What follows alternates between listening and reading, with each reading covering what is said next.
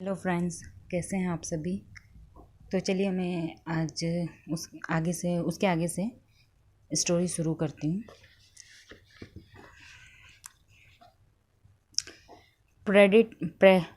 Prentiss मालफोर्ड। दुनिया के महानतम शिक्षकों ने हमें बताया कि आकर्षण का नियम दुनिया का सबसे शक्तिशाली नियम है। विलियम शेक्सपियर, रॉबर्ट ब्राउनिंग और विलियम ब्लेक ने इसे अपनी कविता में सिखाया है। लुडविग वैन बीथोवन जैसे संगीतकारों ने इसे अपने संगीत में व्यक्त किया है। लियोनार्डो दा विंची ने इसे अपनी पेंटिंग में उकेरा है। सुकरात, Plato, Ralph Waldo Emerson, Pythagoras, sir Francis Bacon, sir Isaac Newton, Johann, Wolfgang von Goethe और विक्टर ह्यूगो ने इसे अपनी लेखनी और दर्शन में व्यक्त किया है। इसी कारण उनके नाम अमर हैं और उनकी महानता सदियों बाद भी कायम है। यह रहस्य हिंदू धर्म, अर्मेटिक परंपराओं, बौद्ध धर्म, यहूदी धर्म, ईसाई धर्म और इस्लाम धर्म में मौजूद है। यह बेबीलोन और मिस्र की प्राचीन सभ्यताओं की लेखनी और कहानियों में व्यक्त हुआ है। नियम युगों युगों से कई रूपों में व्यक्त होता आ रहा है और इसे सदियों पुराने प्राचीन ग्रंथों में पढ़ा जा सकता है।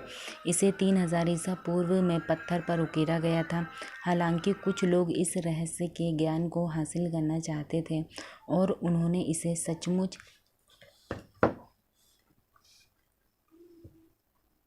हासिल भी कर लिया, लेकिन यह हमेशा मौजूद था और कोई भी इसे खोज सकता था। नियम समय के साथ ही शुरू हो गया था।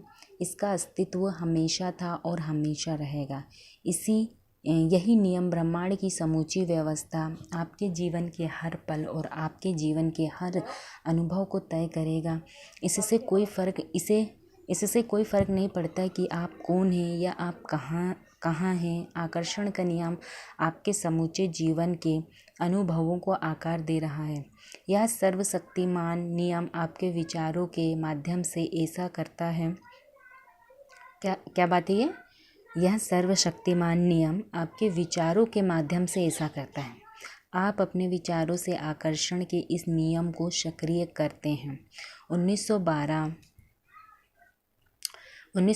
में चार्ल्स हानेल ने आकर्षण के नियम का वर्णन करते हुए कहा था, यह सबसे महान और सबसे अचूक नियम है जिस पर सृजन का समूचा तंत्र निर्भर है।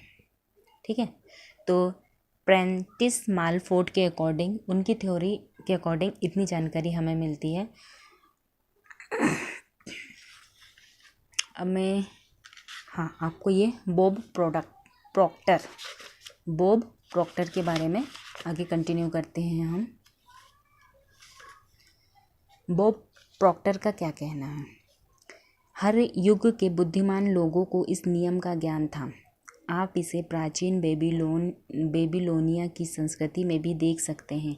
उन्हें इसका ज्ञान था, हालांकि यह ज्ञान बहुत कम लोगों के चुनिंदा समूह तक ही सीमित रह गया था। इतिहासकार प्राचीन बेबीलोन संस्कृति की महान उपलब्धियों और प्रचुर समृद्धि का गुणगान करते नहीं थकते। विश्व के 7 आश्चर्यों में से एक हैगिंग गार्डन्स इसी संस्कृति की देन है। इस कौम ने ब्रह्मांड के नियमों को समझा और उन पर अमल किया। इसी वजह से यह इतिहास की सबसे दौलतमंद कौमों में से एक बन गई। ठीक है, बॉब प्रॉक्टर। क्या आप जानते हैं कि सिर्फ 1% लोग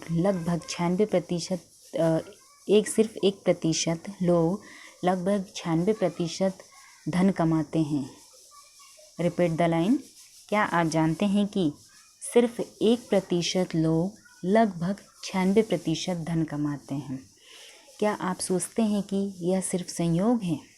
यह तो पूर्व निर्धारित है। उन्हें एक खास चीज़ का ज्ञान है। दरअसल उन्हें रहस्य का ज्ञान है और वही रहस्य अब आपको बताया जा रहा है। ठीक, इस रहस्य के प्रयोग से लोगों ने अपने जीवन में दौलत को आकर्षित किया, चाहे उन्होंने यह सोच समझकर किया हो या अनजाने में किया हो। वे प्रचुरता और दौलत के विचार सोचते हैं। वे अपने दिमाग में किसी विरोधी विचार को जड़ें नहीं जमने देते हैं। ठीक है, उनके सबसे प्रबल विचार दौलत के बारे में होते हैं। वे सिर्फ दौलत के बारे में सोचते हैं और उनके दिमाग में इसके अलावा कोई चीज़ नहीं होती है, चाहे उन्हें इस बात का एहसास हो या ना हो। दौलत संबंधी प्रबल विचारों के कारण ही दौलत उनकी ओर आकर्षित होती है। यह नियम सक्रिय आकर्षण का नियम है। जैसा कि इसमें कहा गया है, इसका नाम ही है क्या, आकर्षण का नियम। तो पर्टिकुलर इसका कहना ये है कि आप जो चीज़ चाहते हो, आप जो चीज़ सोचते हो, अब वो कुछ भी हो सकती है, वो नेगेटिव है, वो पॉजिटिव है। आकर्षण के नियम को ये नहीं मालूम है। उसे सिर्फ इतना पता है कि आप जिस चीज़ के बारे में सोच रहे हैं, आपके माइंड में जिस चीज़ की रिपीटेशन हो रही है, आपका माइंड जिन चीज़ों की इमेज क्रिएट कर रहा है, इस आकर्षण के नियम को वो चीज़ आपकी लाइफ में लाना है, क्योंकि उसे ये लगता है कि आपको ये चीज़ें अच्छी लगती हैं, इसलिए आप इस चीज़ के बारे में सोच रहे हैं। अब कभी कभी ऐसा होता है कि हम कुछ ऐसी चीज़ें हमारे साथ हो जाती हैं जो हमें अच्छी नहीं लगती है, और वो नेगेटिव थॉट, वो नेगेटिव विचार हमारे माइंड में बार बार रिपीट होता है।